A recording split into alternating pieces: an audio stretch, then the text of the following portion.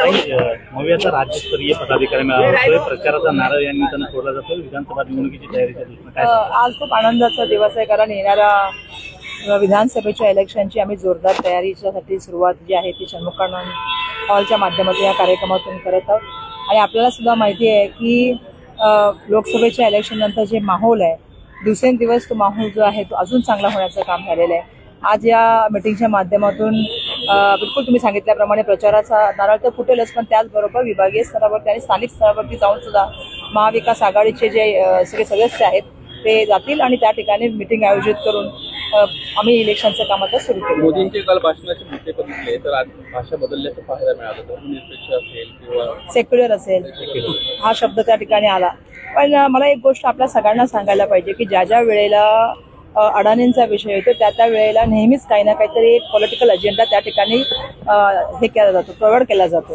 म्हणजे माझा अनुभव आहे की 31 तारखेला ज्यावेळी राहुलजींनी एक प्रेस कॉन्फरन्स घेतली होती अडाणींच्या विरोधामध्ये, त्याच्या दुसऱ्याच दिवशी 1 तारखेला आलं होतं वन नेशन वन इलेक्शन, एक नॅरेटिव्ह सेट केलं जातं आणि जाणीवपूर्वक त्या गोष्टी आता सेबीवरती मोठ्या प्रमाणामध्ये प्रश्नचिन्ह निर्माण झालेले आहेत। सेबीच्या बाबतीमध्ये जॉईंट पार्लमेंट कमिटी जी आहे ते कमिटी निर्माण करून त्याची चौकशी व्हायला पाहिजे ही सातत्याने मागणी होते। अशा वेळेला एखादा दुसरं काहीतरी विषय देऊन पत्रकार असतील किंवा लोकांमध्ये एक संभ्रमाचं वातावरण तयार करायचं आणि मुळातला जो विषय आहे, कारण आज सेबीच्या माध्यमातून खूप मोठ्या प्रमाणामध्ये एक मोठा हिंडनबर्गच्या रिपोर्टच्या आलेला आहे, खूप मोठा भ्रष्टाचार खुला केलेला आहे, ज्या यंत्रणांवरती आपला सगळ्यात महत्वाचा भरोसा आहे। आज गरीब माणसं त्या शेअरमध्ये आपले पैसे टाकतात आणि दुर्दैवाने ते पैसे जे आहेत ते लॉस होण्याचं काम त्यांचं होतं। याच्या मागे खूप मोठी यंत्रणा मागून काम करत असते। आज एका देशामधून दुसऱ्या देशामध्ये पैसे हवाल्याच्या माध्यमातून जातात आणि त्यामुळे एवढा मोठा रिपोर्ट आल्यानंतर त्याची चौकशी व्हावी, जॉईंट पार्लमेंटरी कमिटी व्हावी ही अपेक्षा व्यक्त केली। लगेच आम्हाला दुसऱ्या दिवशी आली की सेक्युलर जे आहे ते रिपोर्ट त्या ठिकाणी व्हावं। सेक्युलर शब्द हा भाजपला माहिती आहे का, हा मला सगळ्यात पहिला प्रश्न आहे। कारण आम्ही जो अनुभव घेतलाय, आता महाराष्ट्रात बरंच झालं तर कोल्हापूरमध्ये घेतलाय, मुंबईमध्ये आम्ही घेतोय, ज्या कारणे एक स्टेटमेंट देतात, मुळात त्यांचे आमदार जे स्टेटमेंट देतात त्यांचं जर तुम्ही स्क्रुटनी जर केली, काही काही आमदारांना तर अजेंडा दिल्यासारखे बोलत असतात आणि ते बोलत असताना सागर बंगल्याचा वारंवार उल्लेख करतात।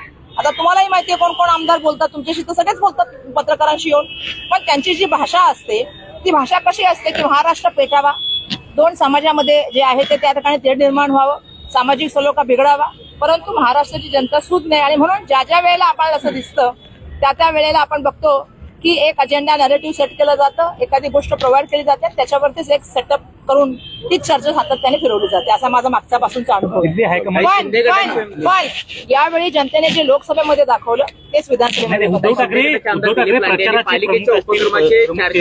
लोकांमध्ये स्वतःच्या प्रचारासाठी वाटण्याचा प्रकार घडला आणि त्या संदर्भात पोलिसांनी तक्रार सुद्धा दाखल करण्यात आली। कुणी स्टील प्लांट ते मला माहिती, मी तर आज सगळ्या पत्रकार त्या पेपरामध्ये माझं ती न्यूज आलेली आहे की 600 रुपयाचा कुकर 2,500 रुपयाला घेतला आणि त्याचं मोठं टेंडर घाललं आणि त्या टेंडरच्या माध्यमातून बोलतायत खरं वॉर्ड ऑफिसर। पण माझा प्रश्न असा आहे की मुळात त्या योजनेअंतर्गत तुम्हाला कुकर घ्यायला अलाउड आहे का? आणि जर 600 रुपयाचा कुकर असेल तर 2,500 ला का घेतला? जशा तऱ्हेने आपण बघतोय की लाडकी बहीणच्या नावाखाली पहिले 200 कोटीचं एक आधीच झालं आणि आता पुन्हा 199 कोटीचं आहे ते पब्लिसिटीसाठी पैसे घेण्याचं काम झालेलं आहे। म्हणजे सातत्याने तुम्ही बघताय की लोकापयोगी जे पैसे आहेत ते स्वतःच्या पार्टीचा फंड असल्यासारखं वापरण्याचं काम झालंय। हे जे पैसे आहेत ना ते मुंबई महानगरपालिकेचे पैसे आहेत, मुंबईच्या लोकांच्या टॅक्स मधून निर्माण झालेले पैसे आहेत, परंतु दुर्दैवाने तिथले आमदार दिलीप लांडे साहेब ते पैसे पूर्णपणे जे आहेत ते स्वतःच्या नावाखाली स्वतः कुकर वाटतात। ही जी आहे ना ही सगळी पूर्णपणे चौकशी झाली पाहिजे। माझं तर आव्हान आहे सगळ्यांना की सगळ्या जे झालेत ना मुंबई महानगरपालिकेमध्ये मागील 2 वर्षामध्ये त्याच्याबद्दल श्वेतपत्रिका निघाली पाहिजे। आम्ही एकत्रपणे काम करतो, आम्ही एकमेकाबरोबर बिलकुल काम करत आहोत आणि बिलकुल सांगितल्याप्रमाणे एकमेका सहाय्य करू, अवघे धरू सुपंत, एकमेकांच्या सहाय्याने येणाऱ्या काळामध्ये महाविकास आघाडीचं सरकार महाराष्ट्रात दिसेल।